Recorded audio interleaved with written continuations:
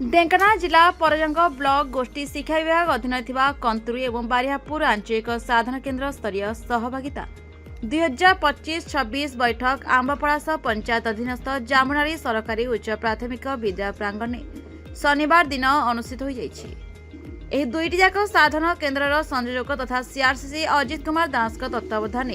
परिचालित हो जाइଥିବା बैठक में साधन केन्द्र समस्त प्रधान शिक्षक एवं सहकारी शिक्षक शिक्षयित्री मध्य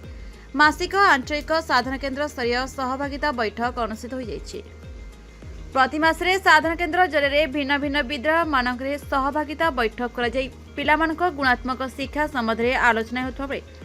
चैत मासरे केउं शिक्षार गुणावली गुड़िक पिलामानक पई उद्दिष्ट हेबो सेथिपई उक्त बैठक में विस्तृत आलोचना करा जायतिला। दैनंदिन पिलांक पाठपढ़ा उपरे तीक्ष्ण नजर रखिबाकू प्रधान शिक्षक मानक मुख्य भूमिका रहिता बेले समस्त सहकारी शिक्षक शिक्षयित्री मानकर पिलामानक प्रति गुरुदायित्व रहिछि बोली मत प्रकाश पाइतिला।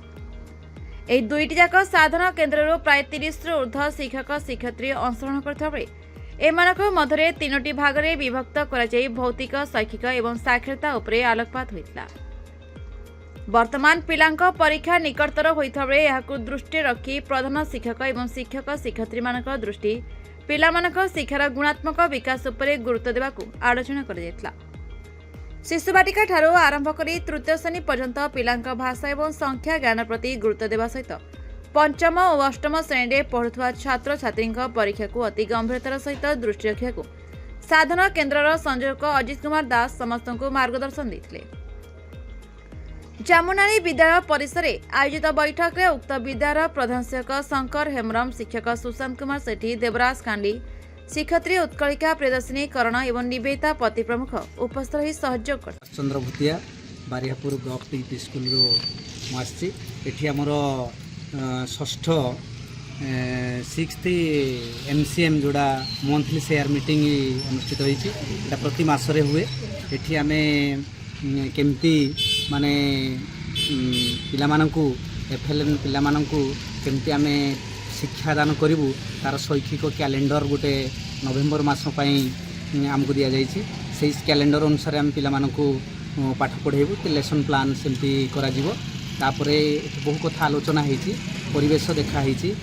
क्लासरूम विजिट करा जाइए तापरे सीआरसी अजित कुमार दास महोदय से आमको बहुत कथा तांकर मॉड्यूल अनुसार आमको कहिसंदी आउ तापरे जो ए वर्ष पई गोटे नुआ जिनस आछि जे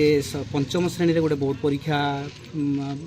पंचम आ अष्टम ए दुईटारे बोर्ड परीक्षा भाया पास फेल व्यवस्था होती केमिति को हार रे मार्क पिला मानकु केमिति दिया जीवो से विषय आमको जना जाइछि जापरे क्वेश्चनटा केमिति ढांचारे भी आमे तैयारी करिवु पिला मानकु क्वेश्चन दबु सेटा भी सेही मंथली शेयर मीटिंग रे हमरो आलोचना होइछि एई भलिया जदि मंथली शेयर मीटिंग हुए ताले आमे शिक्षक माने बहुत उपकृत होजु आ हमको भी बहुत भल लागिला बहुत माने जानिबा कथा हमको मिलिला एटा हेले हमरो शिक्षक मानक भितरे गोटे माने एम्पावर आसुछि जोड़ा कि प्रेरणा भी आसुछि गोटे स्कूल को देखिबा द्वारा भी आमे चाहूँ जे स्कूल रे कोन नुआ जिनस अछि आम स्कूल रे सेटा केमिति करिवु एई भलिया भावना आम मन भितर गोटे कंपटीशन मनोवृत्ति आसुछि। धन्यवाद। नमस्कार। आज आमर कंतुर जो समस्त टीचर मान नहीं मासिक कष्टस्तर बैठक थिला प्रति मासरे आमर बैठक हुए प्रति मासर सटरडे केवल रहे ये विभिन्न प्रकार स्कूल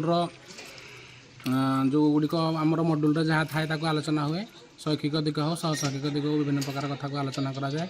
जमीक शिक्षक केमी प्लानिंग हुए पाठ पढ़ाई आलोचना करा जाए गोटे विद्यालय परिदर्शन में केमी गोटे विद्यालय अन्य विद्यालय किपर भिन्न ए कौन सब इनफ्रास्ट्रक्चर रही शैक्षिक स्तर हो भौतिक स्तर हो एगुड़िक विद्यालय स्तर था जोटा को प्रति मासरे प्रधान शिक्षक और सहकारी शिक्षक नहीं बैठकटा होता है जो कि प्रति सरकार विधि व्यवस्था भितर विद्यालय स्तर में क्यों नुआ नूतन जिन इम्प्लीमेंट हुए ये इम्प्लीमेंट करा जाए टीचर को जोटा कि बहुत भल प्रोग्राम था दिन तमाम आज बहुत भल लगे। धन्यवाद।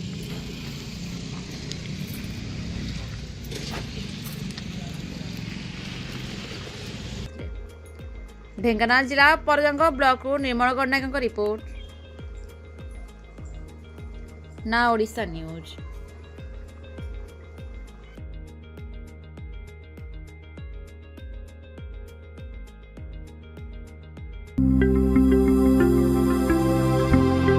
लेटेस्ट न्यूज अपडेट पाई www.nowodisha.com को लॉगिन करंतु।